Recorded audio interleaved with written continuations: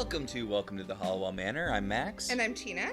And we are here to discuss Season 6, Episode 21 of Charmed. Witch Wars! God, TV shows sure used to have a lot of episodes per season, didn't they? They did. I mean, this is what, 23 episodes? That's a lot. It's more than some Netflix shows get ever in thousands of seasons. Here's the thing. When we get, like, really short shows, like, for instance, Jessica Jones on Netflix, I'm like, man, this show really could have used more episodes to, like... Okay, I'm sorry. I think that's a weird example because Jessica Jones had such a wheel-spinning issue, which is bizarre because it was, like, 6 episodes. No. See, the problem with Jessica Jones...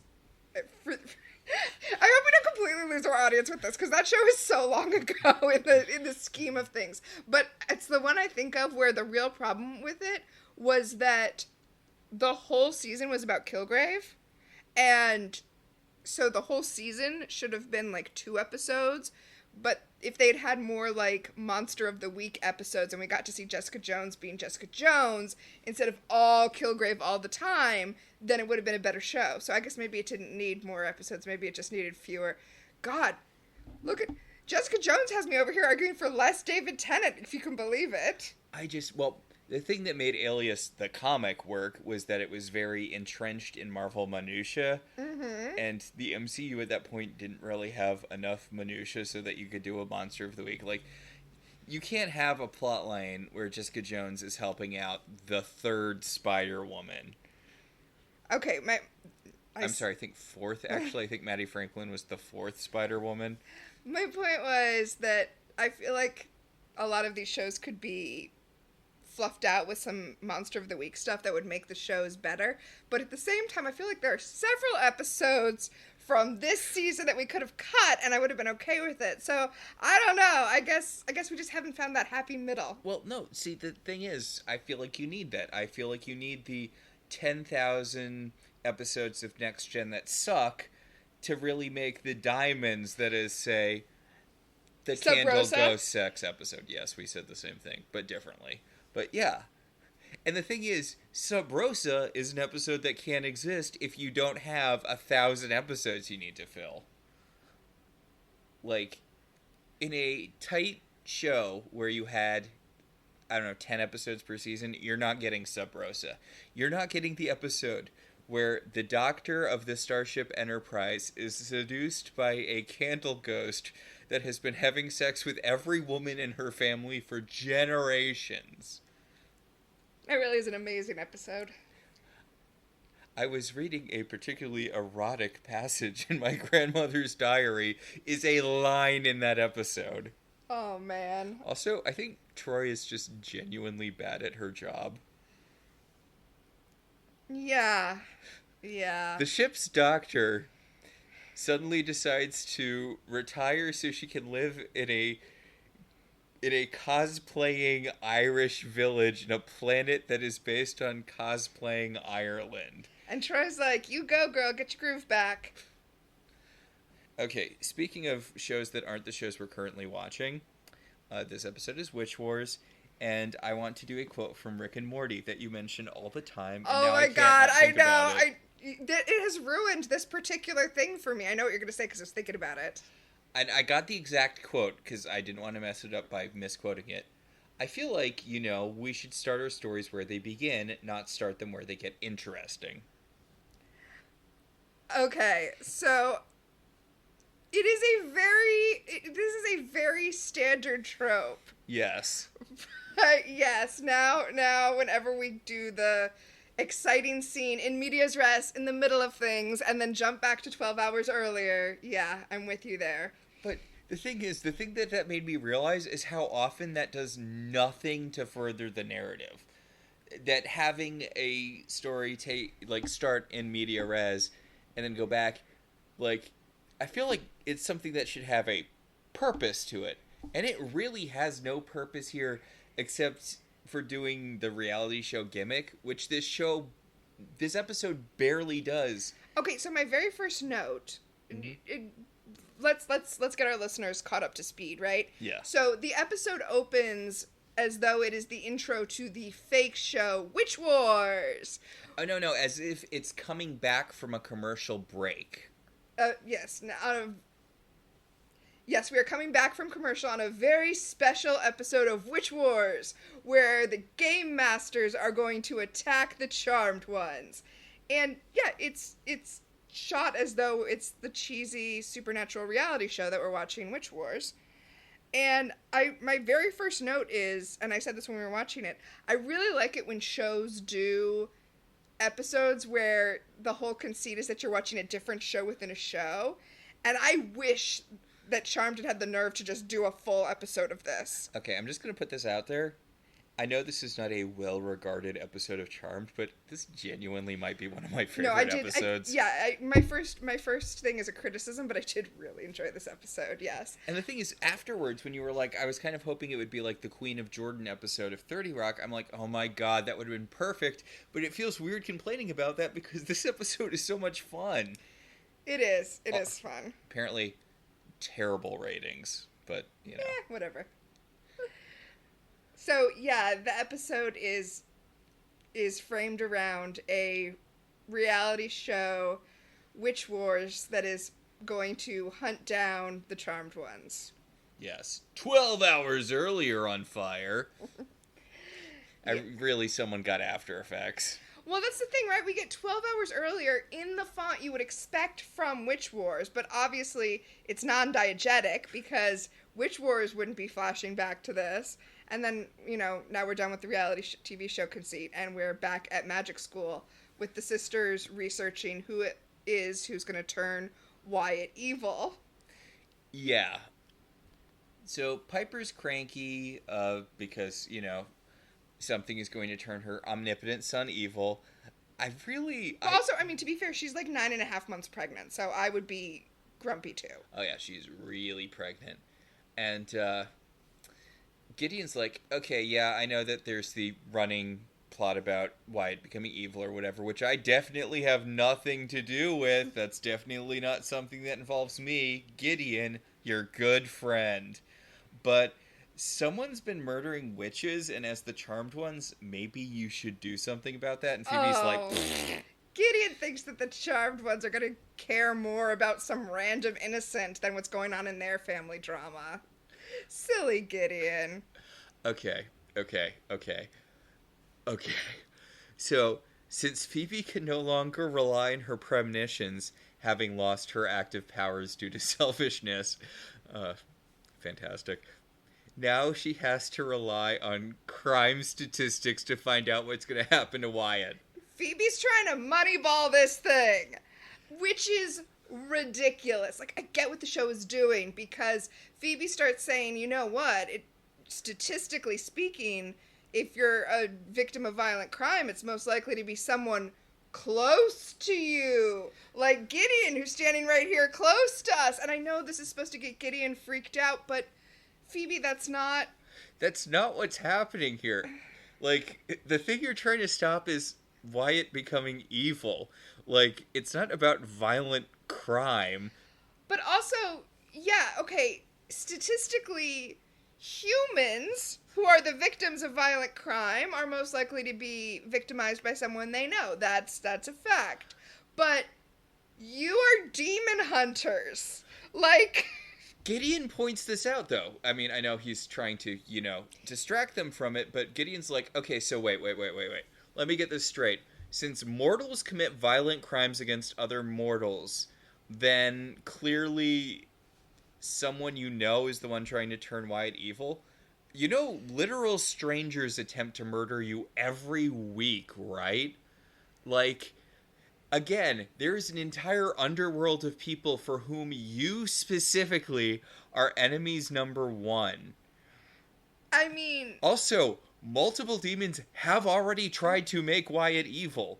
Why on earth do you think that this is an internal problem? What on earth do statistics have to do with anything, Phoebe? Jesus fucking Christ. At least, okay, so Chris does try to back her up, and I have to say, his backing her up is something. He says, maybe we should think about it not being a demon since we've basically killed all of the demons at this point. So that's fair. That's fair. Also, Chris has a little extra stubble this week. Yeah, he has that kind of sexy just rolled out of bed look. Yeah, it really works for him. Yeah. Gideon says, someone is killing witches. That should be your only priority. And no, Gideon, I'm sorry. The most powerful toddler in the world turning evil is also a priority. Yeah. Maybe the immediate threat should be your immediate priority, but again, Chris comes from dark future, Wyatt kills everyone, Right? Oh, speaking of Chris and his dark future, he says that the thing that happens to Wyatt happened before Chris was born. Yeah, so we needed a new clock to run out now that Chris has been, ticking clock. But I have to say, I've said conceived. Now that Chris has been conceived. Oh, yes. That was our old running clock. Sorry, go on. I have to say, though, I've said before, we've talked before, I am convinced that Chris is changing the future, and that's why his mission keeps changing, why we keep getting new mission parameters. So I am convinced that when he initially came back in time, that was not an issue, and now it is. Yeah, no, I totally believe that. And also that kind of explains a lot about his sharp changes in character. Mm-hmm. If he keeps altering the timeline, that is why he's not the guy who is casually murdering Valkyries at the beginning of the season. Yeah. So, Paige and Chris have to team up with Leo to stop the witch killer, and Piper and Gideon are going to team up to find, whatever turned Wyatt evil, which should be really easy because Gideon is it. It's Gideon. It's Gideon. Also, Piper and Chris are actually getting along pretty well. Uh-huh. Paige fucking hates Chris. Why is this the team up we're doing? Paige is in a mood this whole episode. Like, yes, she hates Chris, but she's being pretty nasty to everyone this episode. So, I don't know. I feel like the writers were like, man, Rose McGowan does not want to be here. How about if we write that into Paige's character? Because I feel like she could play it. Yeah, there's apparently the nickname for Paige on the Television Without Pity forums was Rage, so I'm guessing this is a character trait that sticks around for some time. That makes a lot of sense. I mean, I've seen a lot of Charmed, and I know that Paige's go-to thing is torture, which is really, really weird, but also era-appropriate, so... Big this episode, too. So Gideon goes back into his office, and his toady Sigmund is there, and he's so worried that the sisters are going to figure out that he's the one plotting against Wyatt. And oh my god, man, it's like you've never met them. They are not close to figuring anything out. The insane amount of credit Gideon is giving them. Like, dude, you could do nothing and they would never figure out it was you. You are the engine of your own defeat here. Which is a running thing, right? Because Sigmund is going to point out later in the episode, maybe if we did nothing, Wyatt wouldn't be in danger of turning evil. Maybe the reason he turns evil is because we try to kill him because we're worried about him turning evil. Yeah. And that is in fact the case. So, yeah. Just do nothing is a running piece of advice that Gideon should take, but does not. Yeah. So, back at the manor... Speaking of Paige torturing demons. Yes, Paige is torturing a demon. I like Chris's little grossed out face when he's like, Paige, this guy you're torturing, he's a demon, right? And Paige is like, yeah, he's a demon. He's wearing all black. Demons wear all black. Chris is like, and you think he knows something? And she's like, well, we'll find out through torture. Yeah, she's like, tell me about the witches who are being murdered. And he's like, oh, I don't know anything. She holds down the crystal that makes the electricity shoot through him. And he's like, all right, the one that got killed last night had awesome fire powers. And then Paige blows him up. And Chris is like, why did you do that? It sounded like he had information and he was starting to talk. And Paige is like, he was clearly lying. There was no witch that was murdered last night. And Leo immediately orbs in and goes, bad news, another witch was killed last night. And Chris is like, let me guess, did she have the power to shoot fire out of her hands? And Leo's like, how did you know that? And Chris is like, I guess I got... well, oh my god, I was going to say, I guess I got Phoebe's premonitions, but that would mean he was right about something. Oh! Yeah, I mean... So... Okay, so he's, like, going off because Paige just screwed everything up for them by killing the demon. And she's like, it was a coincidence. And he's like, it wasn't a coincidence. And she says, I wrote this down. Oh, right. We just happened to catch the apprentice to the demon that we're trying to track down and know nothing about. It's like, well, if you didn't think he had any information, what are we doing here? Seriously, Paige. Despite all evidence, you think he had no information. What? I guess it was just stress relief? Yeah, she just got that guy to torture for no reason, apparently. Oh. So, Paige is like, I was going to say I'm sorry, but she doesn't apologize. She's like, look, I'm worried about Phoebe. She's out there with no active powers. I know! Okay, Phoebe's active power, for the longest time, has been premonition. I will grant that for some reason empathy does give her some active power because she can... It lets her channel powers back. But yeah, her not having an active power is not gonna be an issue. But like, it was kickboxing for the first 3 seasons. Right? But I mean, I guess the first 2 seasons before she got her super cool and useful levitation power. Oh, man. But Paige is acting like she's gonna be completely useless now because she doesn't have an active power. And Chris is like, she can still cast spells. And this is what I'm saying about Paige being mean to everyone. She says, well, I guess we can just hope she can come up with a little rhyme in time. Yes, Paige, it's what you do every week. It is, but the upshot is she wants to bring a bunch of potions over to Phoebe so that she is armed, essentially, with a bunch of potions. I mean, it's not a bad idea. They should all be carrying potions all the time. Yeah, like, everyone should be. So, at the set of Witch Wars, the 2 hosts are trying to recruit an upper-level demon, which, God, we're on, like, what, our 5th set of upper-level demons? These all have to be, like, mid-tier demons at this point, or lower. Well, so, we actually do know that, because they're trying to recruit this upper-level demon to fight, because, yeah, so far only low-level demons have done it. Yeah, they're explaining their whole thing, it's a reality show where demons hunt witches. You'd think that us demons would have come up with reality TV because it's so evil and all, but nope. Humans beat us to it. Doesn't mean we can't rip them off. Reality TV's evil. Want, want, want, want, want. Which, I mean, to be fair, it kind of is, but... Yeah. So, this upper-level demon is not about to sign their contract because it turns out that you have to sign the contract in blood so that they can have control over your powers, because if you lose, they take your powers. And he's like, wait, so you're just here collecting all of the powers of everyone who loses? Nice scam you've got going. And it's true, it is. He points out, he's like, I can just go out and kill witches by myself, right? Like, that's what all demons do and have done forever. Like, what is the upside to being on your TV show? So after he leaves, and the 2 Game Master producers are talking about it, there's a man and a woman, and the woman is like, a blonde woman? Yeah, I'm gonna go ahead and say she's blonde for purposes of our evil women are blonde, because she's got a really weird dye job going on, where it's like, it looks like she started off wanting to do blonde highlights and then got carried away. So now there's just like a couple of patches of black hair left, which I know is a low light, but it does look like she started out as blonde highlights and then... It looks like she's a zebra. Yeah, she's like Jane from that one episode of Daria. She is like Jane from that one episode of Daria. I'm just gonna call her Jane now. Yeah. Alright, so the male game master is like, don't worry, once the show starts getting more popular, we'll get more higher level demons in, because demons want to be famous just as much as anyone else.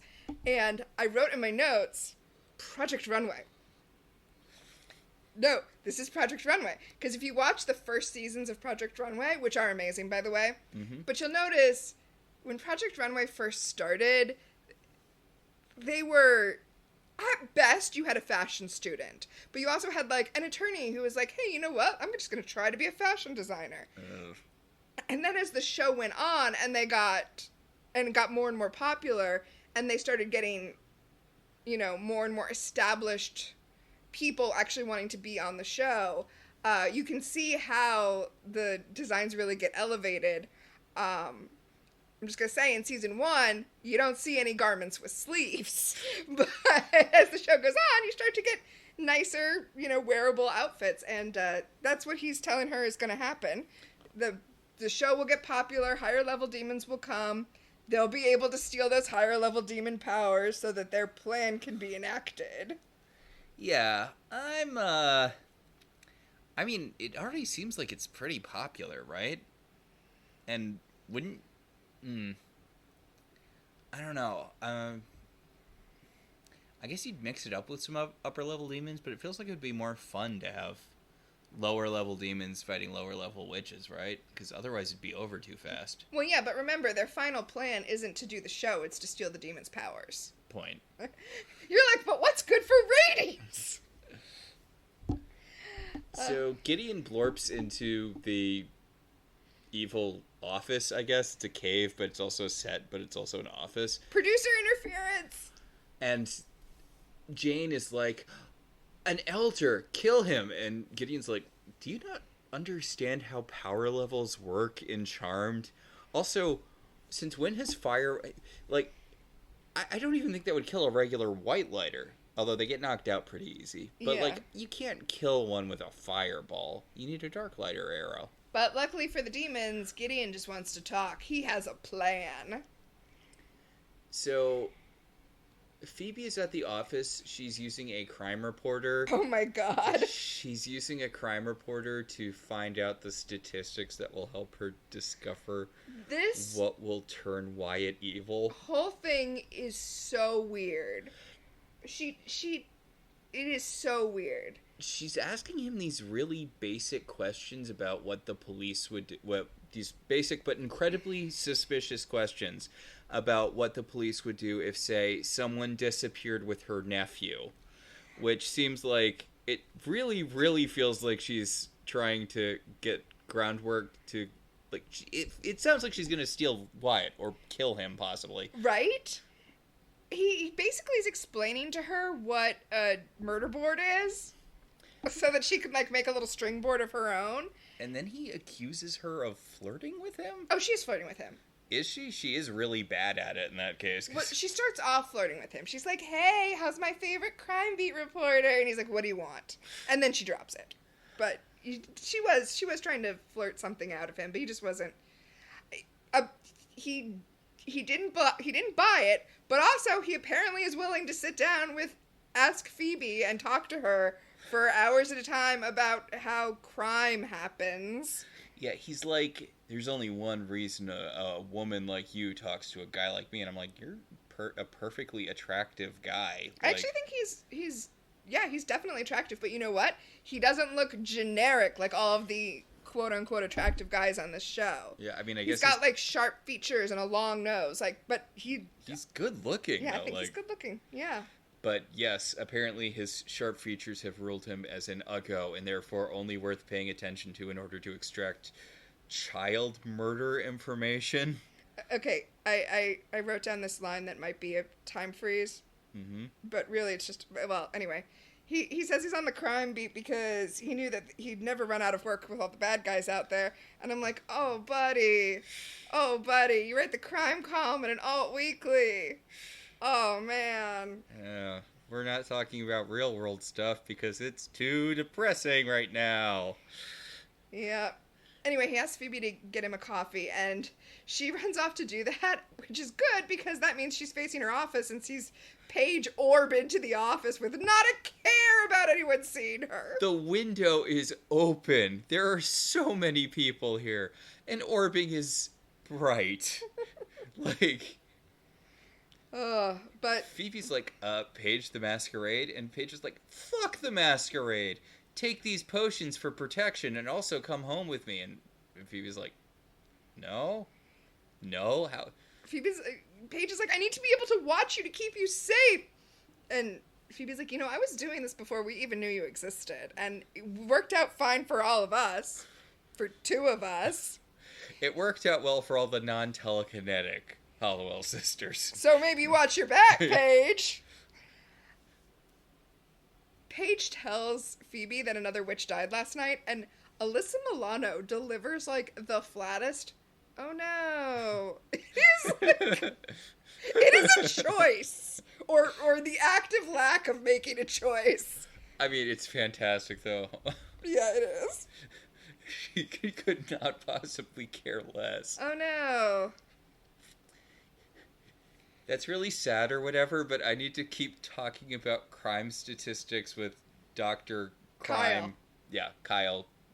Kyle, the crime guy. Yeah. Kyle's actually the character's name. I'm not being, like, sarcastic like we are with Jane. So, Phoebe comes back and she's like, what were we talking about? And he's like, you were planning on killing your nephew for some reason? And she's like, oh yeah, right. So, Gideon is pitching an episode to the producers of this demon show. That is basically what's happening, yeah. Yeah.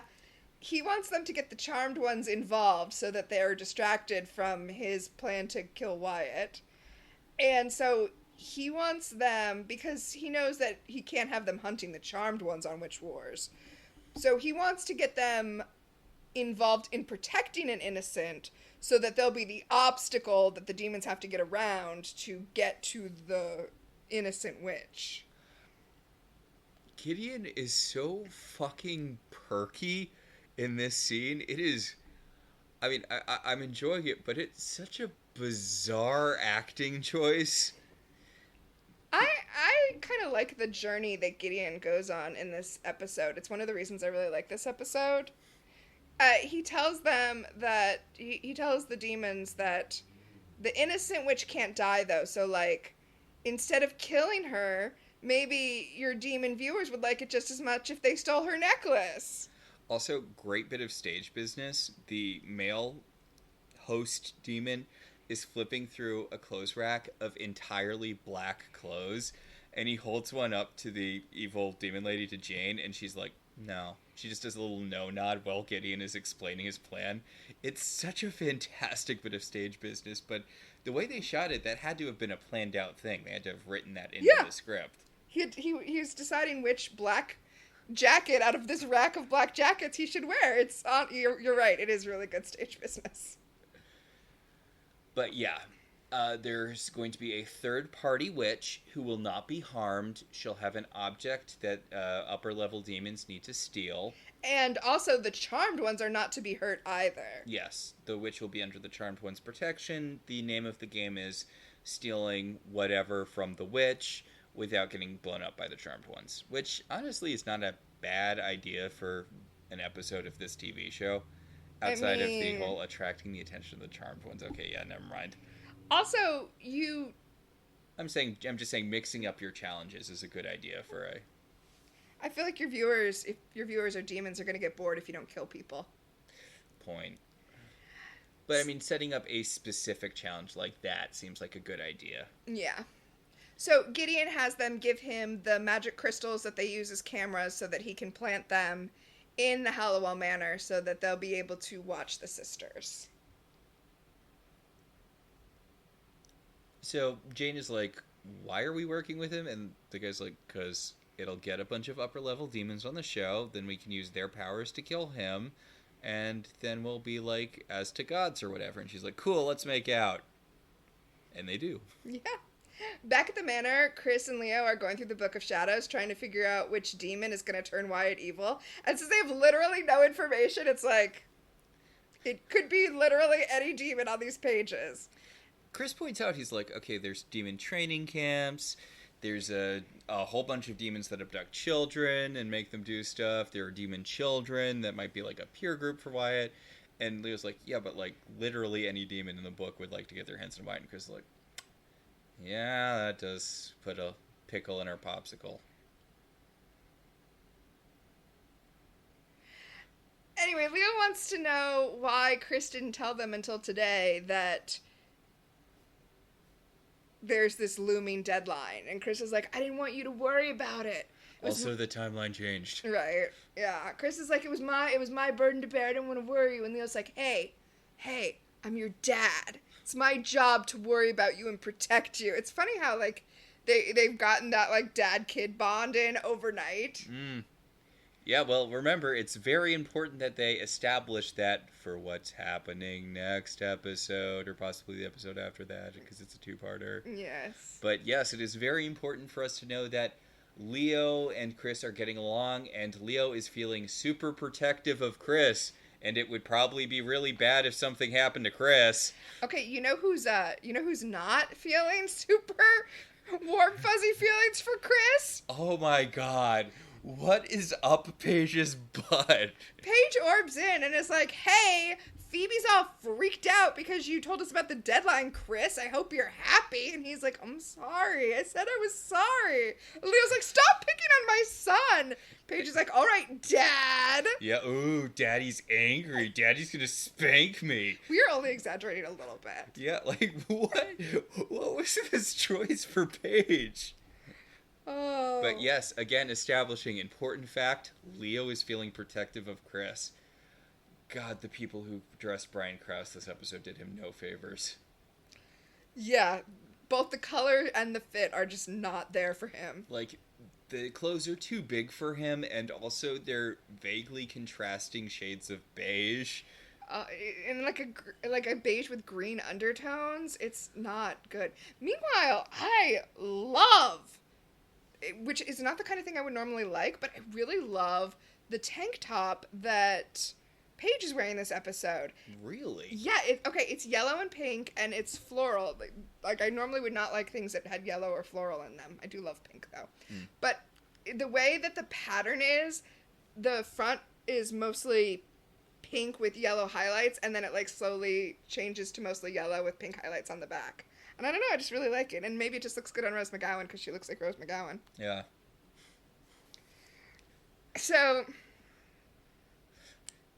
Gideon shows up, tells Leo that he needs to he needs to get to magic school because since Phoebe freaked out Piper, she's been bitching out everyone because they're all close to Wyatt and therefore are probably plotting his death. Fantastic. Yes, and he also tells Leo and Paige that there's another witch in danger and they need to go find her, so they do a scrying, instantly see that she's in the Mission District and orb over there, leaving Gideon alone in the house to place his camera stones. Another thing I do like is that Paige comes into the scene having bought a new amethyst crystal because they need some extra juice, and it's just a little detail, but I do really like when they put stuff like that in. Yeah, when they actually, think about magic and as a physical thing. Yeah. Yeah. So, a Blossom-esque witch is fighting a couple of demons with a pipe, which, good for her, right? Oh, I didn't realize it was a pipe any of the times I watched this episode. I thought she had a sword for some reason. But you're right, she clearly just picked up a metal pipe in the one alley set that they have, which I guess now we know is in the Mission District of San Francisco. It's the same alley. I feel like we used to get different alleys, but now it's just this one. Nope, just this alley. Also, they are attacking her in broad-ass daylight, and no one is doing anything, which I guess is a thing we know from the bystander effect. Okay. I'm aware that the famous case with the bystander... Kitty Genovese. Yeah, I'm aware that is vastly misreported on and also ignores several key things about the history of that particular woman and society at the time. I'm sorry, did you want to get into it? No, it's fine.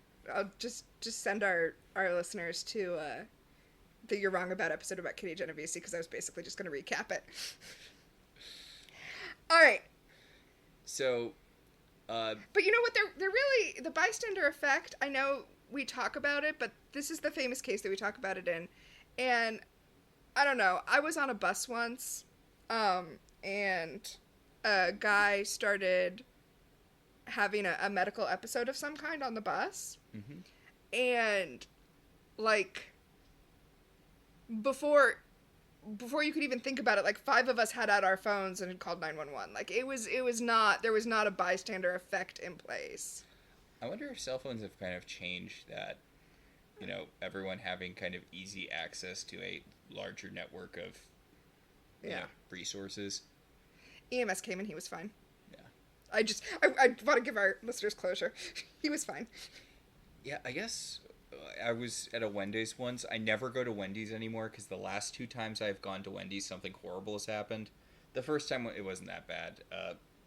It was underdone chicken, which, fine, whatever. It's not great. It can kill you.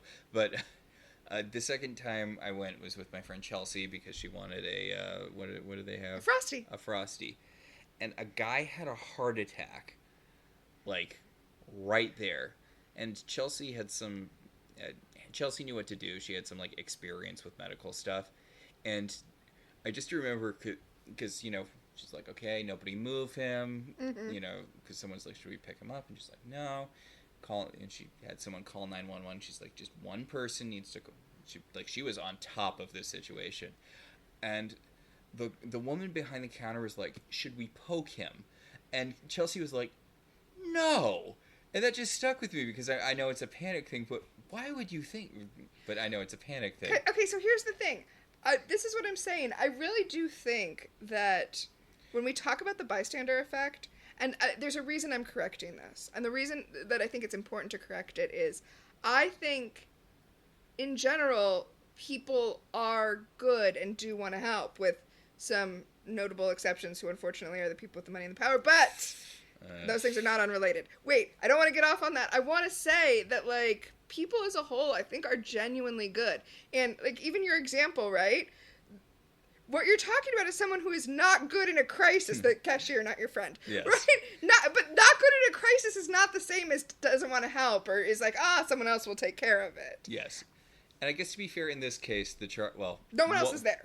I was going to say 1/3 of the charmed ones and Chris are here to help. Oh, yeah. So it's not like she went unhelped, but yeah. So they show up, they kill one of the 2 demons attacking her.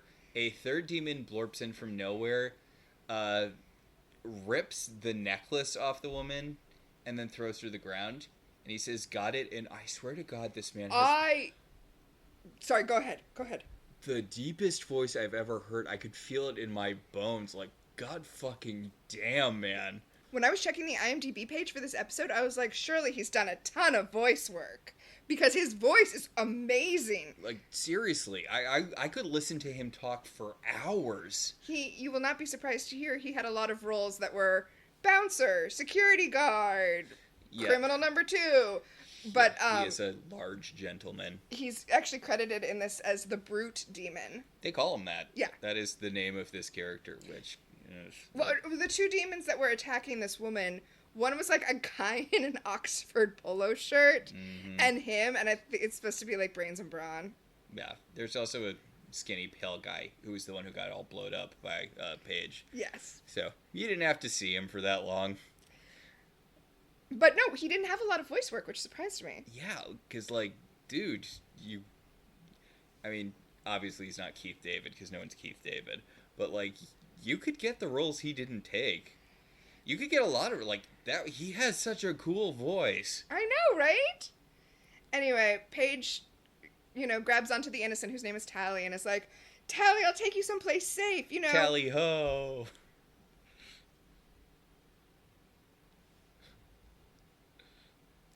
She's gonna take her someplace safe. Oh my God. Like, the house where all of the demons know that the charmed ones live.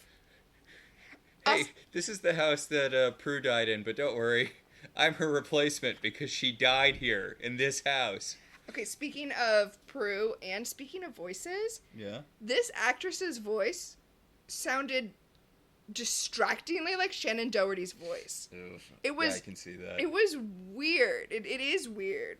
If you watch the episode, you'll hear it. Like, sounds just like Shannon Doherty. So, God, Paige, you're gonna be safe here. Well, I mean, she's not blonde. She might live.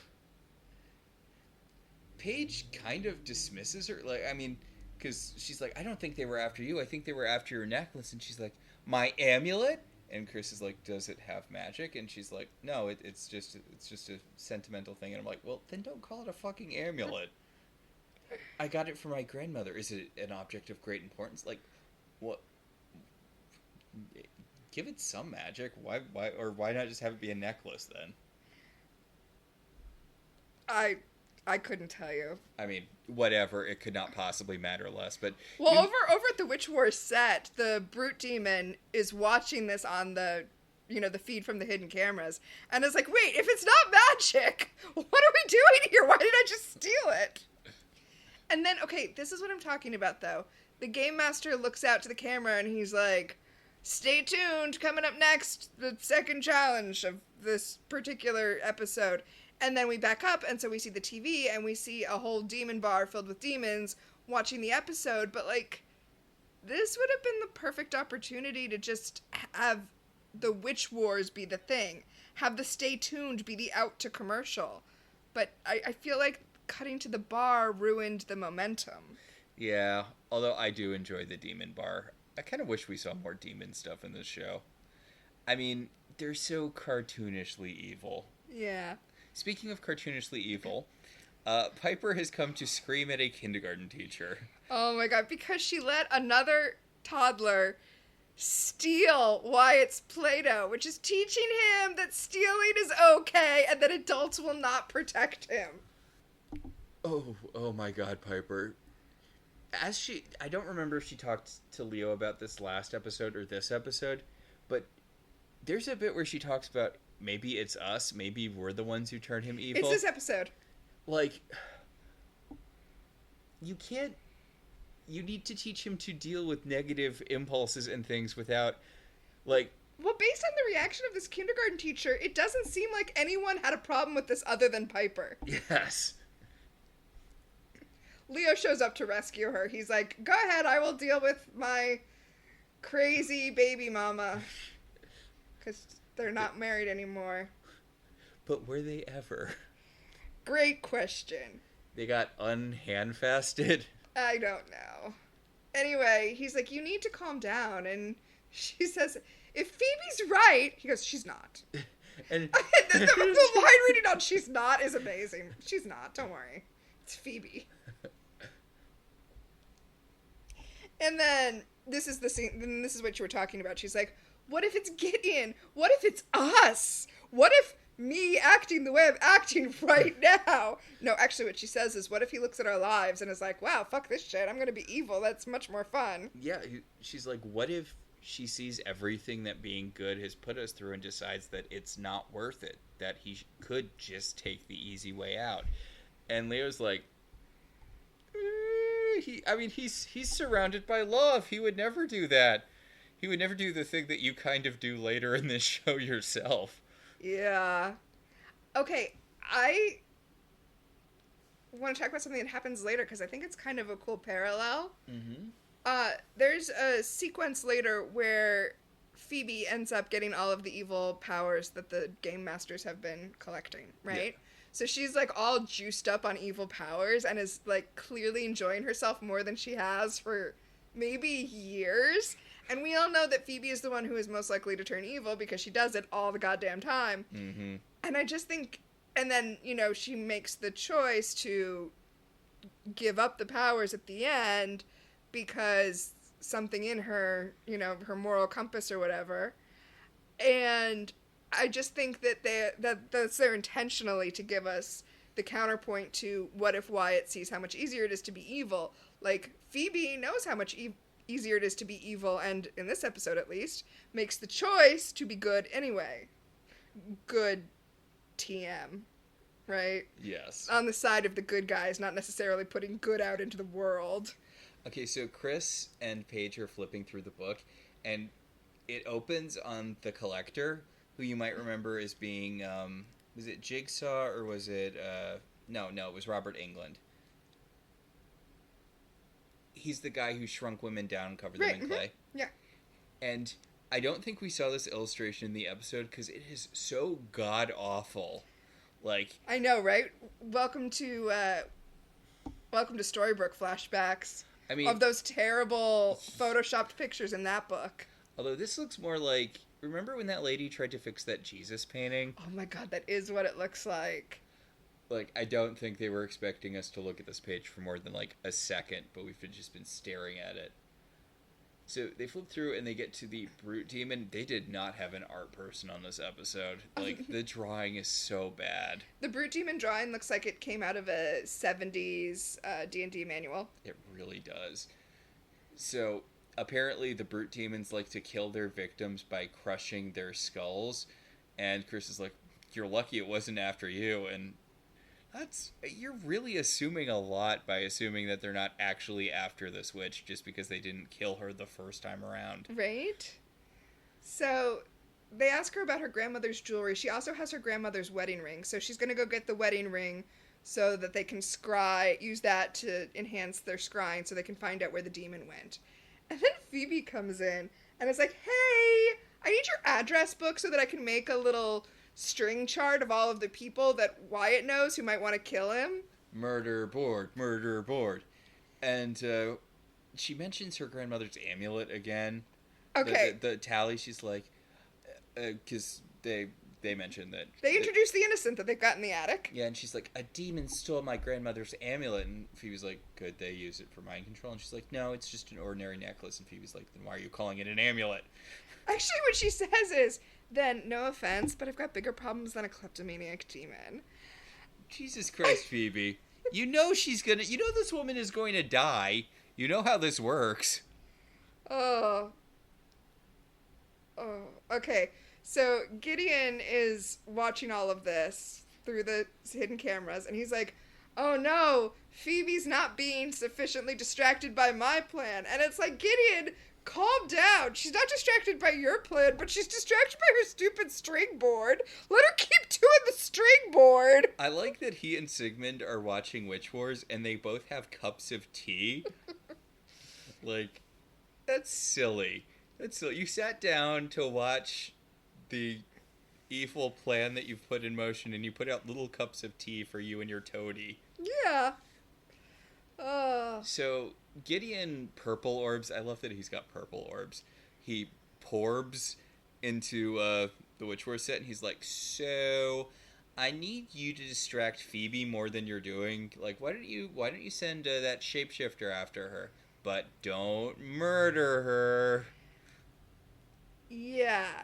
So when he says don't murder her, the game master's like, well, you know, there's only so much we can control. And he's like, I expect you to do everything in your power to make sure no witches die. And then he orbs out, and Jane is like, oh, loophole. An opening. Yeah, no, because before he said no witches can die. Now he said do everything you can to keep the witches from dying. So, you know, loophole. And then they almost make out, but they stop each other, and, like... they got work to do. So, at the demon bar, demons are unnecessarily killing each other over nothing all the time. How is the underworld a threat at all? Well, these are, like, lower-level demons. Okay. VIP extra. When they turn the TV on, one of the demons is like, yeah, Witch Wars! Another demon's like, shush! And then the first demon vanquishes him with a fireball and goes, nobody shushes me. VIP extra. Yeah, and this is just after we see a woman killing a guy for beating her at pool by, like, impaling him on a pool cue. Again, why socialize in the demon world? Like, what is the benefit to interacting with other demons? That is a great question. I mean, I think that question is answered with Charisma Carpenter later. Which is that there is no good reason. That point. That particular pool player, by the way, has like a really extensive IMDb page, but in the way where it looks like she manages her own IMDb page. But also, she's not an actress primarily, she's a stunt performer. Oh. And it made me wonder if most of these demons are stunt performers. Probably, right? Yeah. I do also appreciate that they've gone out of their way to do little touches to make them look more demonic. Some people have elf ears. This one woman has a forked tongue.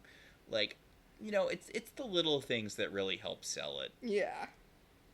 So, we're back from the commercial break. The three demons, they've introduced a Dark Lighter into the mix. Right, because the other guy got eliminated, and I guess you need to have 3. Do you? Yes. But, yeah. And we're now halfway through the episode introduced to a specific element of Witch Wars, which is these athames that absorb powers. So you stab witches with them, you get their powers, and then if you get killed, your power goes into it, and basically Last Demon Standing gets all of the powers. Remember when that was, like, a thing in season 1? Like, yes. power-stealing athames was, like, a big part of this show really early on. So, since the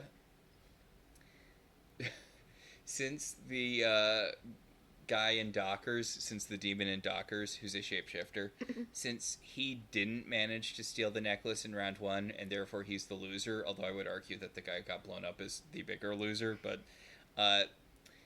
since he lost, he has to go after Phoebe. He goes, oh man! And the brute demon gets to do whatever he wants because he won the challenge, and what he wants to do is murder. So yeah, yep. So the game master sends them, all the contestants, into a confessional where they can say what their strategy is going to be without the other contestants hearing. The Dockers guy is going to shapeshift into a handsome guy and seduce Phoebe, and the brute guy is just going to wait for them to find him by scrying for the amulet and then kill them. And the Dark Leader's like, I'm going to wait for them to fuck up and die and then just swoop in and clean up. I mean, not the worst plan. No, it's definitely the best plan. I guess seducing Phoebe isn't a terrible plan for, I feel like it's not a great plan. I mean, wasn't that Cole's original plan? Point. Actually, I guess... And now he's in super hell. Or whatever's under super hell, right? Because he already died and went to super hell. Oh, he's in super duper hell. Oh, man. But, yeah, I guess we don't really think about it much, but Phoebe really does have a vagina of doom. Who is she, Emma Swan? I mean, I guess Jason didn't die. Where is he? He said that he needed to rethink their relationship and then disappeared forever. Right, because he's still her boss, right? Yes, he still does own the newspaper. Yeah, whatever. But I mean, he had to go be killed in a plane crash over in Seattle. Okay, so we can just assume. So Cole dead, Jason Dean we can assume dead, Ken Marino dead, and then I think she just didn't have one until Dex and then Coop. Oof. Coop. Anyway, she's pressing Kyle about this statistical numbers about who's going to kidnap Wyatt. And she's like, okay, so what if we didn't have time to interview everybody that he's close to? What would we do statistically? And he's like, well, statistically, it's going to be the immediate family. And she's like, what if the immediate family has been ruled out? Then who would it be? And it's like, Phoebe, there's not actually a case for him to solve at this point, so I don't know what you want him to say. You're the one who was all like, oh, let's look at statistics. Well, Phoebe, statistically, it's you. And then she gets all upset, and she's like, oh, I just get so upset thinking about my nephew. And he's like, yeah, that's why usually cops do this and not parents or aunts. I like this guy. I wish he was in more episodes. He very specifically does not get murdered by the shapeshifter, which is nice of the shapeshifter. I'm assuming he's going to be okay despite being knocked out, because this is one of those shows where being knocked out isn't a big deal. Because normally if you get knocked out, then yeah, there's a fair chance you will die. Yeah. Or have brain damage or whatever. But yeah, the shapeshifter knocks him out when he goes to get coffee, shapeshifts into him, and then comes back to Phoebe. And Phoebe's like, where's the coffee? And he's like, damn it. Well, no, he's like, I just remembered I can't have coffee this late or I'll be up all night. And Phoebe says, I'm not going to sleep till I figure this out. Figure out what, Phoebe? What? When are you going to know that you're done? Because what you're doing is ridiculous. So at what point will you know that you are done with this ridiculous, nonsensical thing you're doing? Well, apparently when Chris is born, right? Yeah, okay, I guess. So she's just going to chase her tail till Chris is born? Yes. Yep, essentially yes. So, Chris and Leo are having some father and son time, where Chris is like, how's mom doing? And how are you doing? And Leo's like, Chris, I am the parent and thus must protect you. Chris, my son. This is an important thing about me. I protect my children. Oh. So, Paige and Tally are back. They have the ring now. And they're going to scry for the demon. And Tally's like, what if this is a trap? And Paige is like, oh, sweetie, it's obviously a trap. And Tally, okay, unforced error here. Tally's like, look, why don't, I don't need protection. Why don't both of you go? And Paige is like, no, Chris, stay here. Which, you know what? I was going to say is like asking for death, but it's not. It's comparatively to having the Charmed Ones protect you. I feel like Chris has a bad track record in that he's murdered a lot of people, but I don't know how many people he's actively failed to protect. I mean, he's kept the sisters alive, which is pretty impressive. Right? It's better than Leo could do, right? Ooh. Okay, wait, but I gotta talk about the demon. Okay. Okay, because the demon, like, takes the amulet and, like, gently lays it on the floor and then climbs up to a stack of barrels overlooking it so that he can jump down to where it is.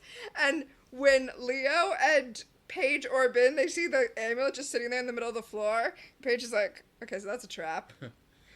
Clearly that's a trap. So the guy jumps down and Leo does some judo on him, which is...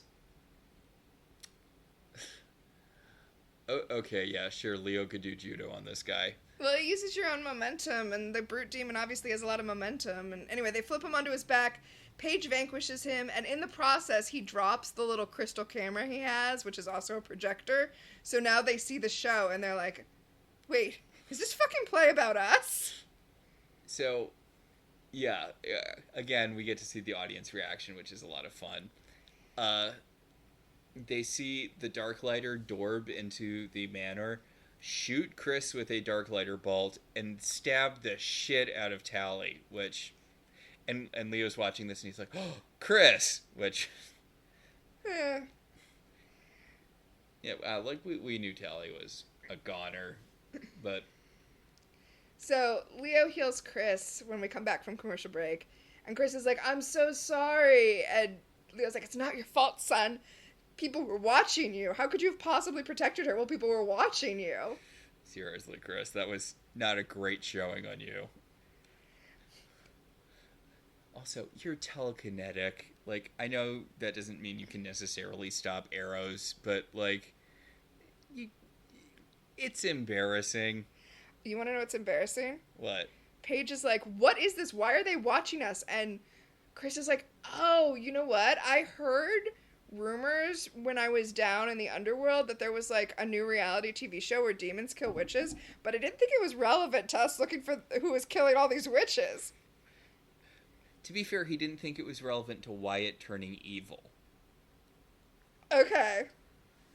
And Paige is like, oh, well, you know what they say? Every time you assume you're a giant fucking asshole, Chris, and you don't know anything. Why did you even come back from the future? What is the point of you, Chris? I hope she doesn't talk to the baby like that when he comes. Oh my god. Oh.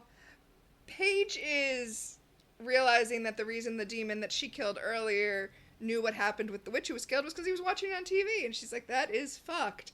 And Leo, Boomer Leo over here, I mean, I guess he's Silent Generation, but Boomer Leo over here is like, no sicker than any other reality TV show. It's like, Leo, people are dead. I mean, I do like that Chris actually calls him on it. Chris is like, yes, people are dead. And Leo's like, I'm just saying. He's like, no, they're different. So now they know that the cameras are there. They're going to take off. The game masters watching this are like, oh no, we have to figure out what we're going to do because, you know, if they know the cameras are there and they don't go there, then how are we supposed to watch them? Also, oh shit, the Charmed Ones are going to be hunting us down. Yes. So the game master goes to the Darklighter who has won, and while he's giving an interview or doing a confessional thing, because he's talking into the camera, he's like, yeah, I won the challenge, and since the other two are dead, I guess that means I win. I'm the winner of this show. He's like brandishing the athame. I'm just saying, dude, this is not going to go well for you.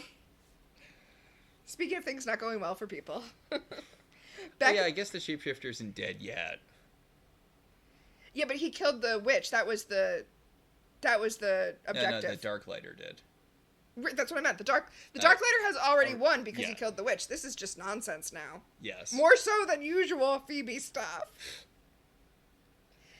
Anyway, shapeshifter looking like Kyle is like, hey, you want to get out of here? Want me to go home with you? And she's like, no. And he's like, come on, baby. I'm a... Well, he says most bad guys attack at home, statistically speaking, and Phoebe's like, that doesn't track with what I read. Well, I'm the crime oh, crap, whatever, I'm throwing it in. I'm a demon and I'm gonna stab you. My point is, he was willing to put in zero work to this facade. Yes. So Phoebe immediately vanquishes him with one of the potions that Paige gave her. Good thing Paige gave her those potions. Leo orbs in, grabs her, and they orb away, and the Darklighter is like, oh, fuck this, because he has shimmered in. Darklighters don't shimmer. What do? They dark orb. He's dark orbed in, and... He grabs the athame. Like, now he has the shapeshifter's powers, he has the brute's powers, and... the witch that they killed's powers. Yeah, which were not even interesting enough to get mentioned. The Game Master's like, okay, here's the twist now, and he takes the athame from the Darklighter and stabs him. And is like, alright, now I have all of the powers, and I am going to be the one who goes and kills the Charmed Ones. And you pointed out we were watching this, like, who's going to want to be a contestant on this show after this? Seriously, like, best case scenario, you get murdered by the hosts of the show. Which I feel like is a pretty good metaphor for reality television. Like, if you think about The Bachelor, like, what are we competing for here? Second, so that you get to be the star of the next season.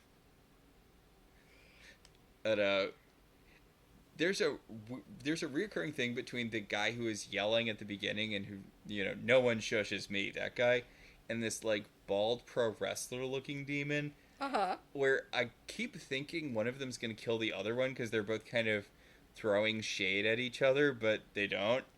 I mean, it's cute. It's a cute interstitial thing.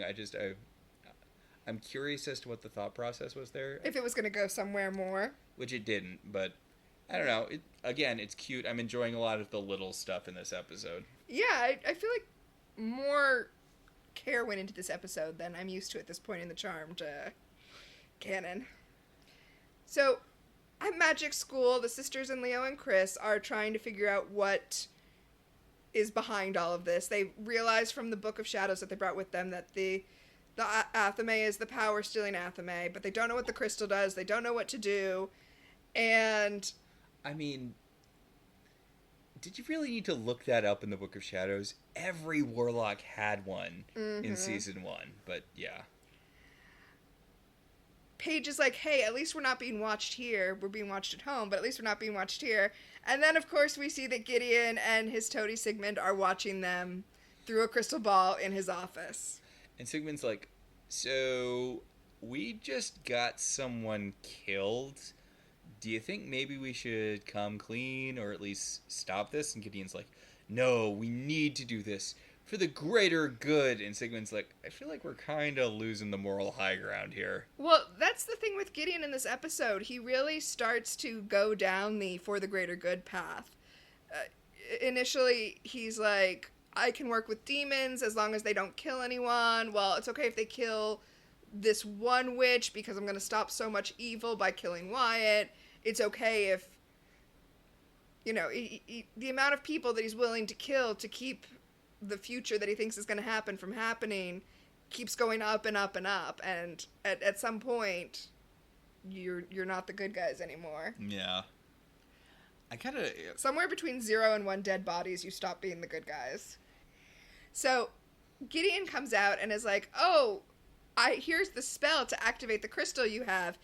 And he gives it to Phoebe, he gives her the spell, but then he, activates it behind her back. Yeah. And we see the scene that we saw at the very beginning with the Game Master being like, "Welcome to Witch Wars, where we're gonna kill all the charmed ones. And take their baby." And I'm like, man, Gideon fucking lucked out that he said that, because that was not part of the plan. He didn't tell him, say, you're gonna kidnap Wyatt. Like, lucky Gideon. That was a freebie. And, okay, this is so mean, but Chris is like, okay, so that means it's either me or Wyatt. And everybody's like, it's Wyatt, Chris. Nobody wants you. What are you talking about?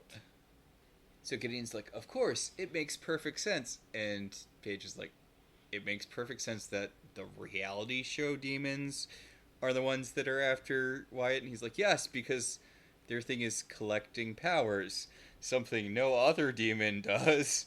So clearly they're after Wyatt. And everyone's like, okay, we're getting near the end of the season. Sure, why not? Right? Leo says he's gonna kill them, and Gideon is like, no, you're an elder, no violence, remember? Then why do you have the lightning powers? Right? And Phoebe's like, wait, no, I've got a better plan. She takes the Athame, she's like, I'll kill them. How about if we just kill them? Yeah, she's just gonna absorb all of the powers from the Athame and murder everyone. So, Chris and Paige orb into the attic of the manor to look in the Book of Shadows for a way to defeat the Game Masters, but this is really just a trap to lure the Game Masters back so that Paige can distract them with a vanquishing potion, and Phoebe's kickboxing with Jane. And Leo orbs in behind Jane, stabs her with the Athame, and he's like, you sure about this? And to Phoebe, right? Like, are you sure you want all these evil powers? And Phoebe's like, fuck yeah, I do. Phoebe says, it's for Wyatt. Let me have all of the evil powers for Wyatt. Also, when Phoebe and Paige were fighting the male host to distract him, Chris just throws a pillow at him. I'm like, Chris, you're telekinetic. What? Did you forget that you had powers that aren't orbing? Well, I mean, he could have telekinetically thrown the pillow. But Phoebe shimmers into the attic. She energy balls the male host demon to death. Then she looks into the camera and she's... Because everyone's cheering that, which is odd. They're demons. They cheer for death regardless of who dies. I'm sorry. I love Drew Fuller's little peeking from behind the couch. Like, he's scared of Phoebe. It's cute. Phoebe's like, looks like you said, looks straight into the camera and is like, all right, this is why you don't fuck with the charmed ones. Who else wants to fuck with us? And then she shimmers out of the TV into the demon bar and just kills all of the demons and then destroys the television show and is like, you're canceled. Yeah, she kills a lot of the demons, not all of them. I don't even think she kills the ones that we saw fighting throughout the episode. I think they got away. So, I don't know. But everyone reconvenes in the attic and Phoebe's like, being evil is really fun. I missed having powers so much. Are there any more people I could kill? I really feel like I could go for murdering a bunch of people. And Chris is like, can we get the powers out of her now? Paige is like, Phoebe, I'm sorry I said that you couldn't take care of yourself. Obviously you can. And Phoebe's like, ooh, say that again. Say that you were wrong and I was right. And it's like, you know you're the older sister, right? You're weirdly acting like a child now. So... But then she's like, all right, stab me! Stab me, stab me, stab me! And Paige is like, I don't want to stab you. And Phoebe's like, oh, are you a little baby? Are you a little baby chicken? Quack, quack, quack, wah, wah. And Paige is like, you know what? Okay, I'm ready to stab you. And then we smash cut to Piper being like, wait, they stabbed you? And Phoebe's like, we have white lighters. It's fine. I got better. I mean, she's lucky that this isn't one of the, like, you get stabbed and then blow up things. Yeah. So... Everyone's happy that it's finally over. Clearly the reality show demons were the ones that were after Wyatt the whole time. They're literally drinking champagne at magic school to celebrate that it's all over.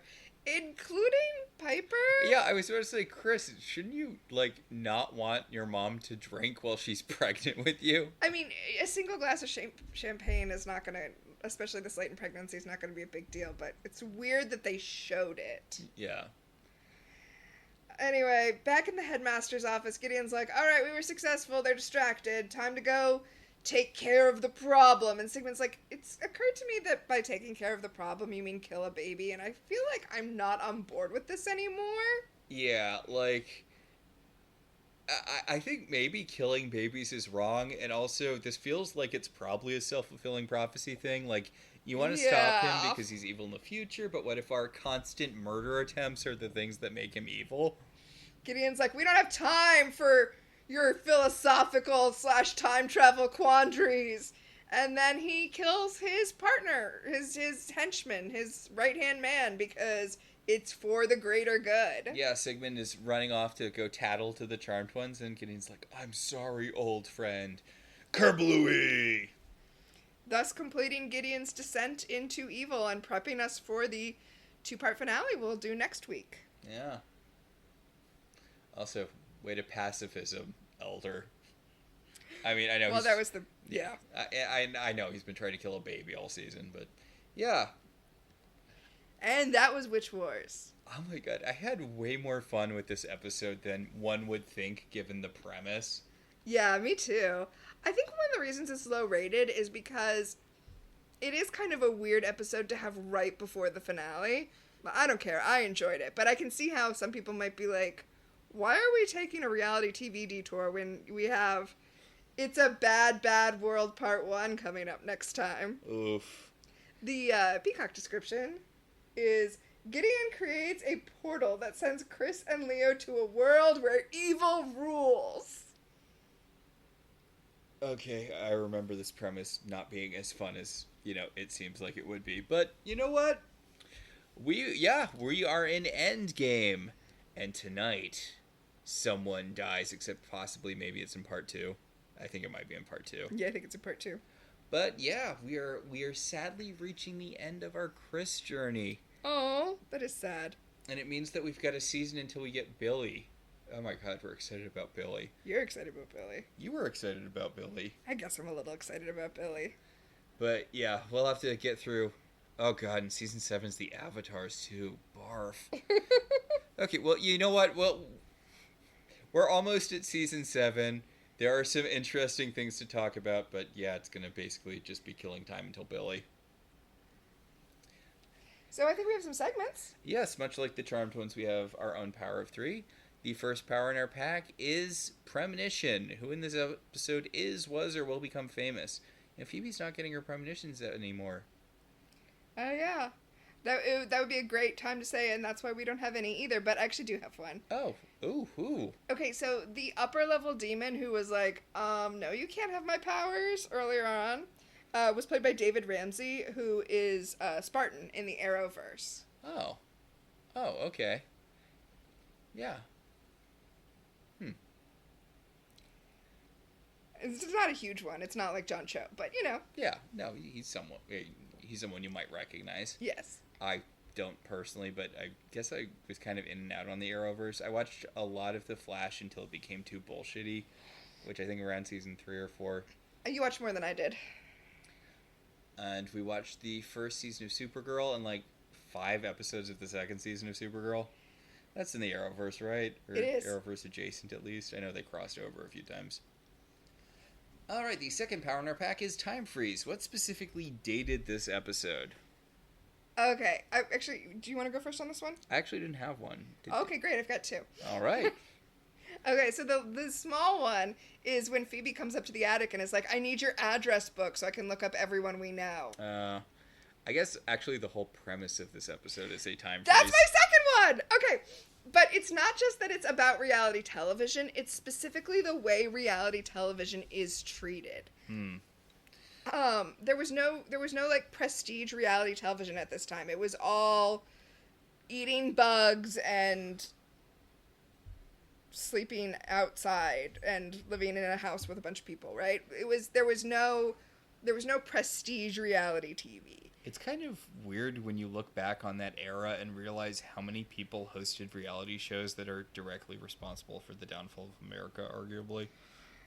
Okay, I wasn't going to get into that, even though they name drop it in this episode.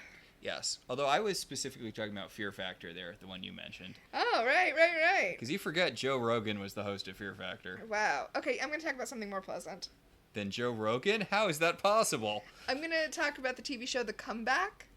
Ooh, that is more pleasant than Joe Rogan. Yes, it's Lisa Kudrow's show. And the first season came out around the time Charmed was coming out. And it is about a woman who was a sitcom star who is doing a new TV show. And in addition to the new TV show, she's doing a reality show about her comeback, new TV show. Right? Yeah. The comeback. And it's really a window into how trashy reality TV was at that time. And there is a second season that they did 10 years later. And it's interesting, if you watch the two seasons, you can see the way reality TV was thought of has changed drastically in the 10 years between the two seasons. And yes, that's my time freeze, because this is back when. You should watch The Comeback if you get the chance. Yeah, I believe that it's on streaming on Max, if you have HBO Max. But yeah, it is very good. And the last Power Nerd Pack is telekinesis. What, if anything, genuinely moved you? I'm going to say nothing. Yeah. I like this episode a lot, but nothing. Nothing made me emotional other than, like, I guess joy is an emotion. I felt joy at several points in this episode, but at no moment was I like, oh my god, my heart. All right, so I think that'll about do it this week. I think that will do it for this week. Our show is partially listener-supported. If you want to be one of the supporters, you can head over to our website, www.welcometotelevision.net, and click on our Patreon link. We'd like to thank our current $5 and above patrons, Beryl, Patricia, Rosa, Ryan, Maricruz, Benjamin, Kate, Jen, Dan, Anthony, Daniel, and Hippolyta. If you'd like to support the show in other ways, you could always rate and review us on Apple Podcasts. It helps other people find the show. If you want to talk about this episode or any episode of any television show, you can find us on Blue Sky at Welcome to Television, or you can email us at ilovetelevisionzines@gmail.com. So until next time, I'm Max. And I'm Tina. And this has been Welcome to the Halliwell Manor.